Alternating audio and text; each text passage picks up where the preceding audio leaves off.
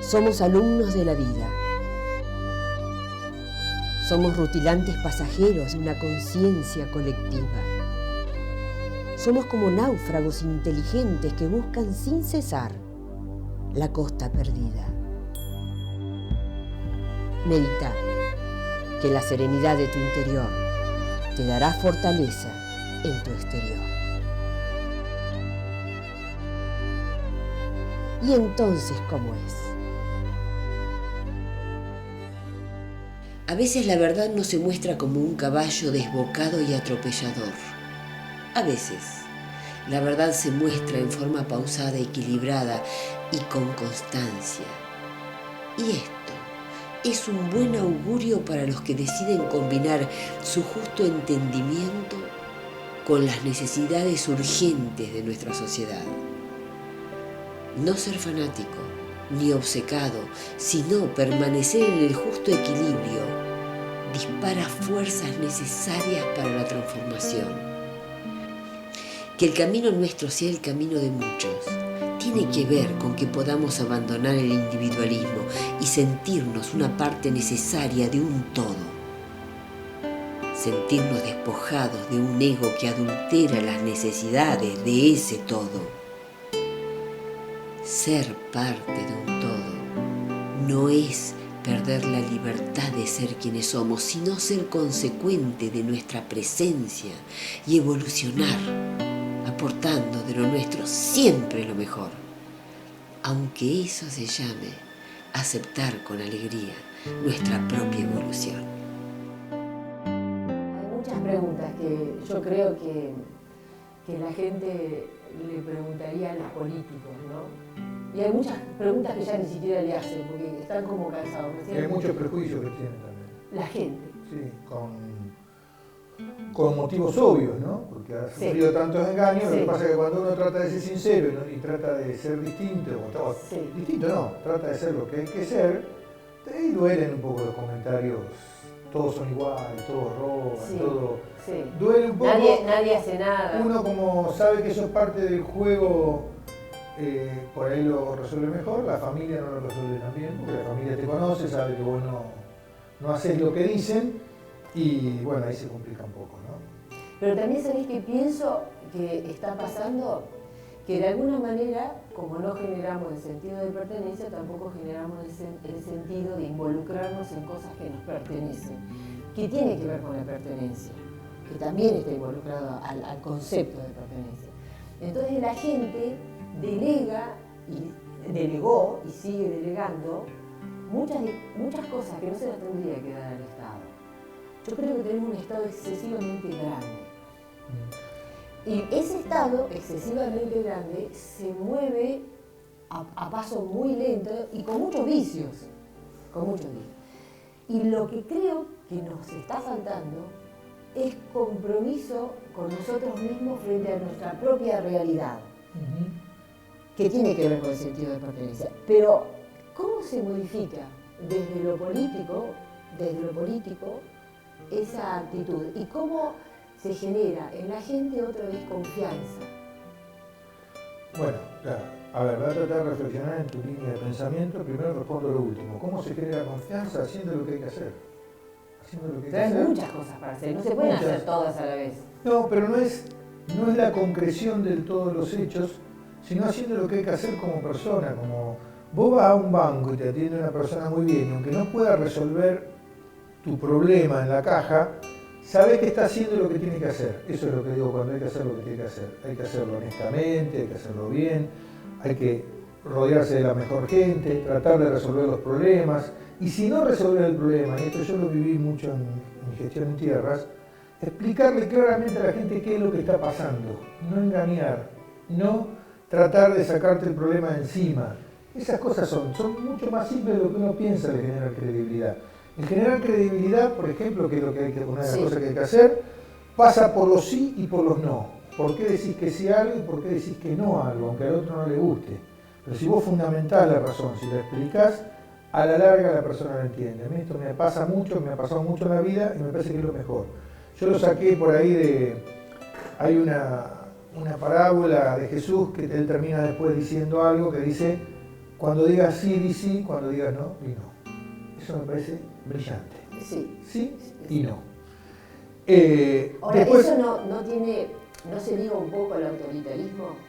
No. Digo no y digo sí porque estoy en la posición que No. estoy. Digo sí, digo no porque digo la verdad. Yo no estoy hablando de autoritarismo, estoy hablando de verdad.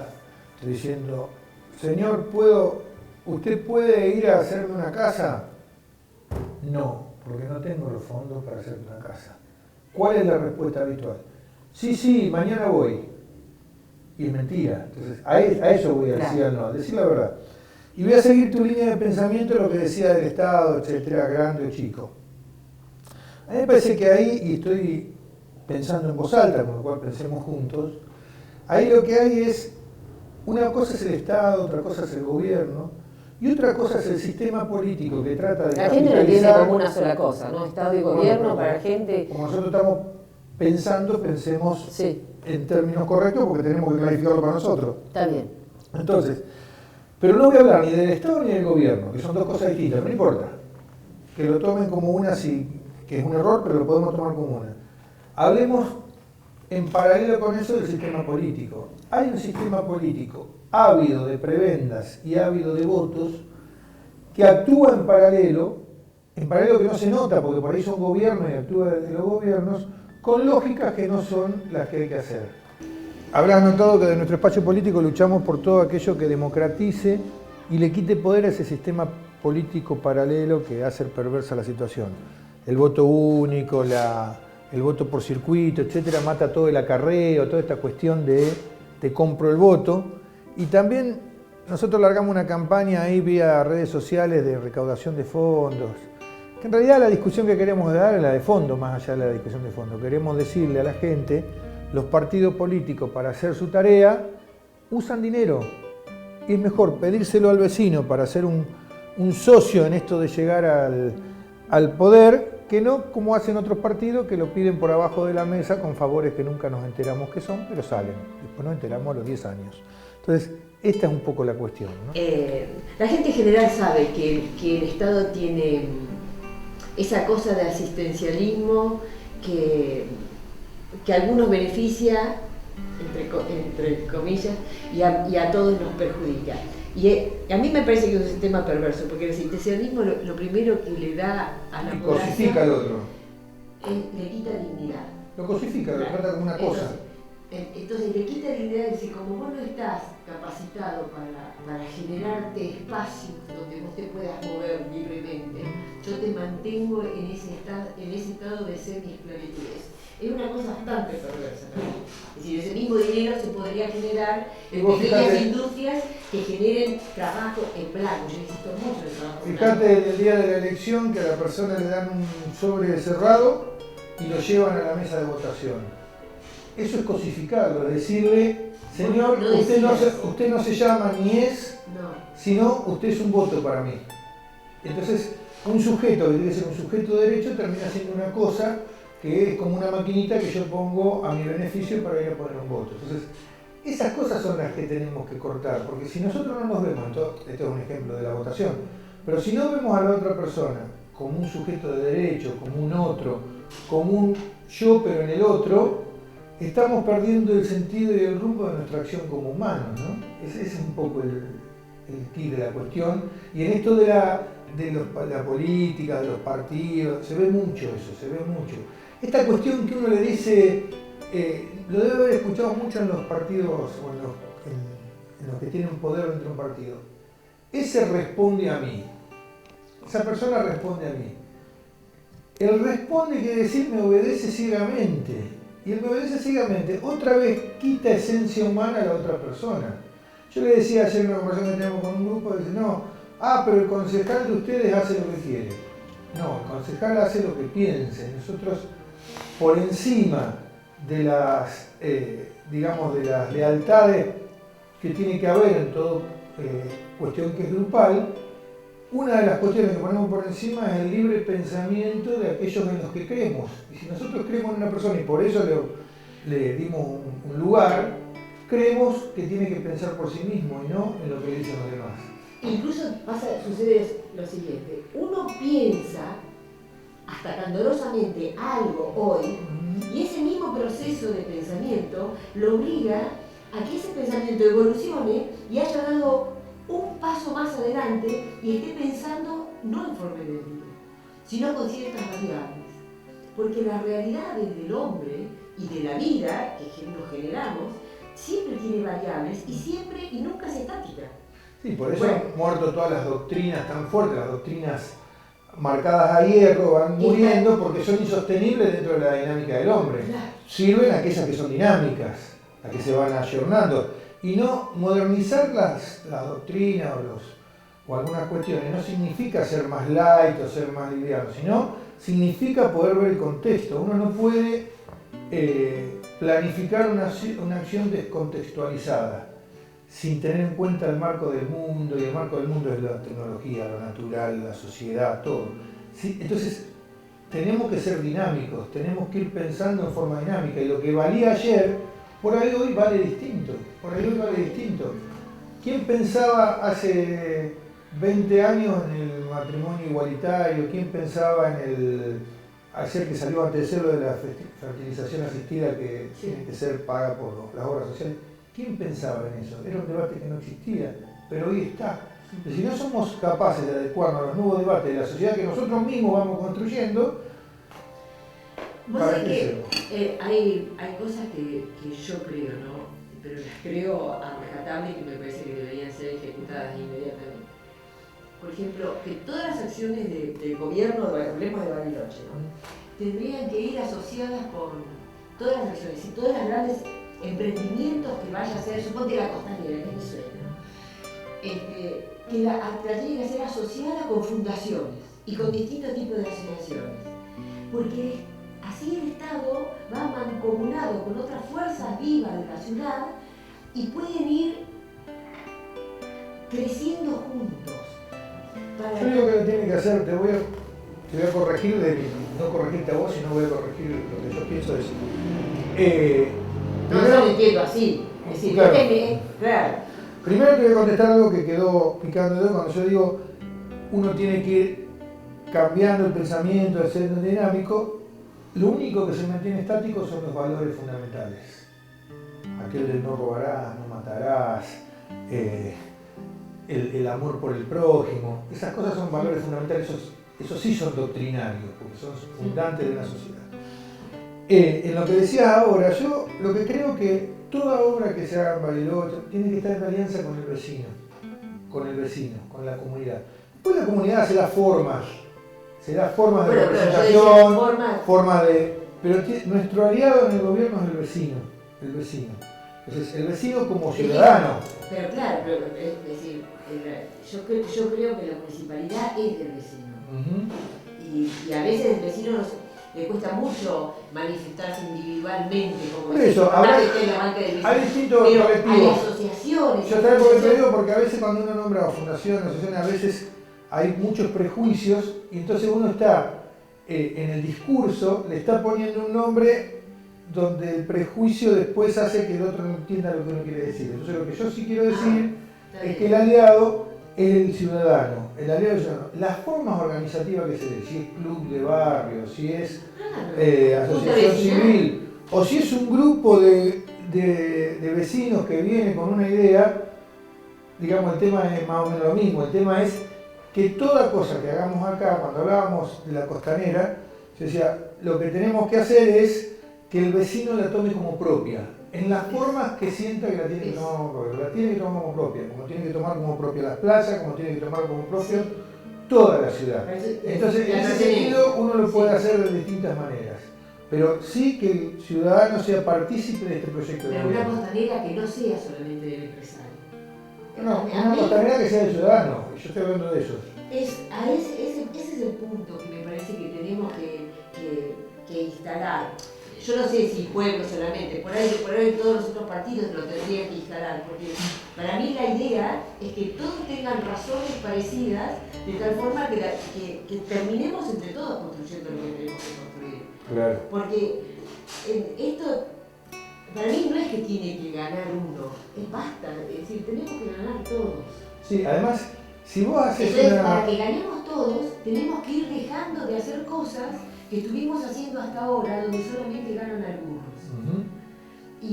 Y cambiar eso es tener que apelar al espíritu del artista, a ser creativos, de tal forma de no estar repitiendo viejas fórmulas. Pero hay que ser creativos, desde el planeamiento hay que apelar al artista que tiene esa persona para crear dentro de lo que está instaurado y con los elementos que tiene cosas que sean distintas. Y dar esa credibilidad que vos decís, ¿no? En el trato con el otro y hacerle entender al otro, a ese vecino que está del otro lado del mostrador, de que estoy ocupando este lugar que es un servicio. Porque ocupar un cargo político, para mí, es un servicio. No, yo lo hago justamente por eso, por el servicio. A mí lo que me motiva realmente es el servicio. ¿Por qué? Bueno, porque cada uno tiene su motivación en la vida. A mí me motiva, me hace feliz el poder servir, el poder hacer algo por el bien común. Y me parece que ese es el lugar, el del servidor. Sí. El del servidor. Entonces, desde ese lugar es donde tenemos que ir a los gobiernos, tenemos que ir al sistema. Si uno va como el dueño de la verdad, como el que va a mandar, como el que va a ser el dueño de la ciudad, estamos perdidos. Yo hace mucho aprendí que el mejor poder es el poder que da el servicio, el sentirte el servidor de los demás. Eso da infinito poder, porque además, dentro de los cánones actuales no estás catalogado. Mirá, este loco vino a servir. Sí. ¿Quién es? Sí. O sea, lo sacás del lugar, y es muy interesante eso. Pero porque el servicio te provee de algo que está muy ligado al sentido del amor por el otro. Bueno, eso no está, mira, yo lo decía muchas veces cuando daba clases a maestros. Y uno ama al otro porque se puede amar a sí mismo, ¿no? Cuando le daba clases a maestros yo les decía, bueno, yo le voy a aplicar en mi materia todo lo que hay que hacer para la clase, todo esto, lo otro. Lo que no les puedo explicar, pero lo que está subyacente en esto es el amor que usted le tenga a su alumno. Claro. No aparece en ningún currículum, uno no pone en la planificación, demos más amor o pongamos. Pero la esencia del servicio es el amor, es el lazo afectivo con el otro. Pero el amor bien entendido, no el amor de compasión, que a veces es la entrada al servicio. A veces la entrada al servicio es la compasión. Yo me compadezco por el otro, siento que el otro, la empatía del dolor del otro, pero yo lo tengo que transformar en servicio, porque si lo transformo en el pobrecito y asistencialismo otra vez. Sí, yo lo hago en la página de Facebook para decir, no, lo que tengo que hacer es convertir esa compasión en acción, y la compasión convertida en acción es servicio. Por ahí pasa. Y eso se logra desde el amor a los demás. Lo que pasa es que hay muchos que llegan a los gobiernos, etcétera, que lo que tienen son amor a sí mismos. Bueno, ese ego no existe en el servicio. El cansancio mental, el estrés, la convivencia recurrente con las urgencias y lo inmediato puede alejarnos de los beneficios de la meditación.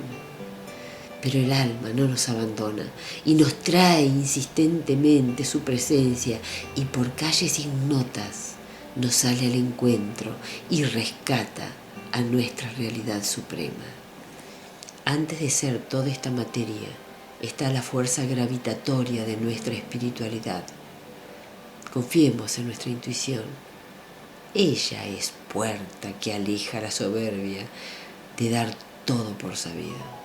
No, a mí lo que me queda claro es que en la Costanera tenemos que hacer cosas que sean bien distintas a las que veníamos haciendo. En la Costanera y en todo, porque está bien personalizarlo. Está bien. Ponelo en la Costanera. Sí, pero yo no le voy a quitar el ojo a la Costanera. Ahí, porque la Costanera tiene que ser el lugar del encuentro. Todos repiten esa frase famosa de Einstein, que no se puede hacer siempre lo mismo, sí, si querés cambiar las cosas. Y ojalá que pero no nadie lo hace. No, pero tenemos que cambiar la situación, claro. No, es que hay que hacerlo, hay que convencerse de lo que uno dice. Sí, sí. Hay que vivirlo naturalmente.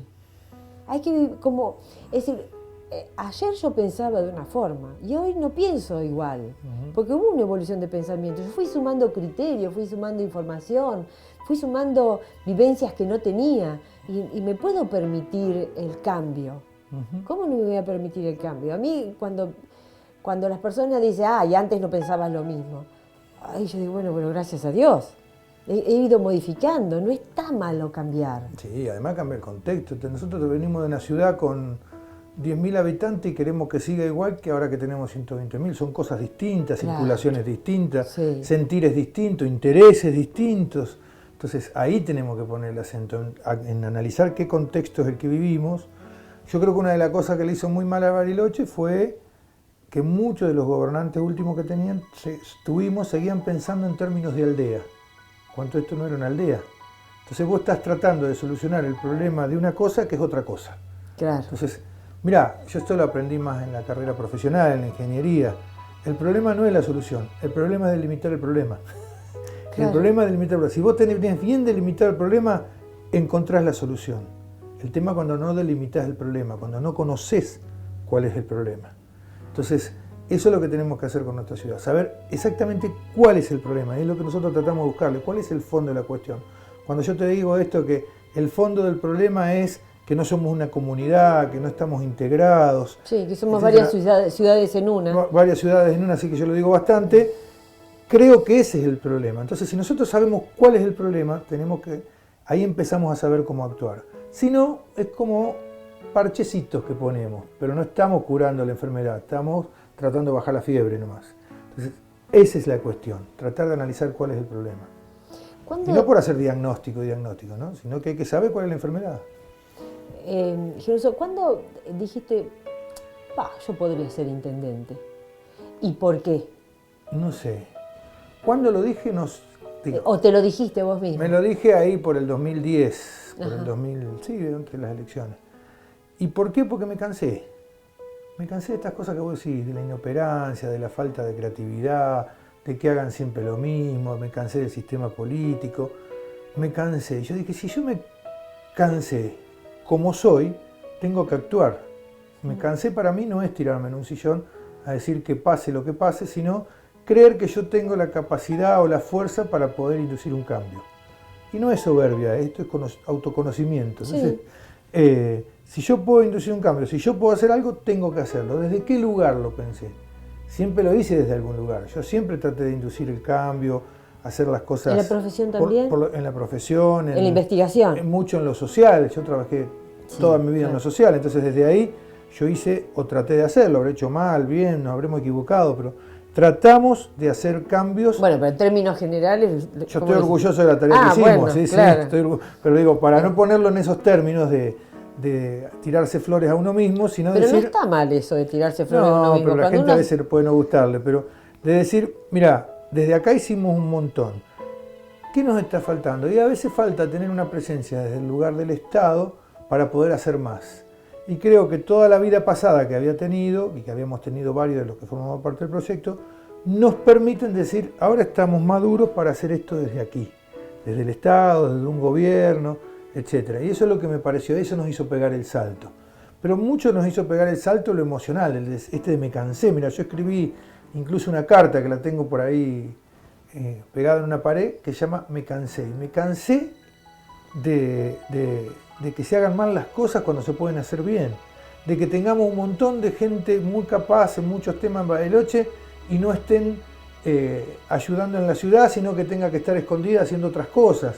Que tenemos un montón de gente creativa que en vez de poder ponerse al servicio de la ciudad no se les es permitido o no se lo permiten y están en otras cosas. Y la verdad que construir una comunidad se construye desde todos sus talentos. Eso. El uso de los talentos. No debiera ser algo tan casualidad. A mí lo del talento siempre lo emparento con esto de nadie tiene una lámpara para tenerla escondida, ¿no? Entonces, si a mí lo que me moviliza es, y lo puedo hacer las cosas para que, digamos, ponerme al servicio, construir, etc., yo tengo la obligación de ponerlo ahí. Si yo descubrí cuál es mi talento, lo tengo que ofrecer. Esto, viste, como la fe. Sí. Si vos tenés la fe, tenés más obligaciones que el que no la tiene, porque el que no la tiene no crees, porque el que crees o no. Claro, estás obligado. Entonces, si vos te Claro. reconoces que es un talento, No, lo tenés que poner al servicio. Sí. Eso es lo que yo quiero hacer. Sí. Después me saldrá mejor o peor lo poner talento. Sí. Yo me tengo mucha confianza en mí mismo, pero bueno, después vienen las circunstancias, los contextos, las cuestiones.